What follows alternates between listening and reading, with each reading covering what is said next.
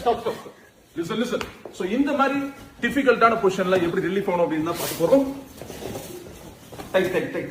So நீங்க இந்த மாதிரி டைம்ல பதட்டம் ஆகாம வாட்ச் பண்ணிட்டே இருக்கணும். அவர் உள்ள வரும்போது just turn.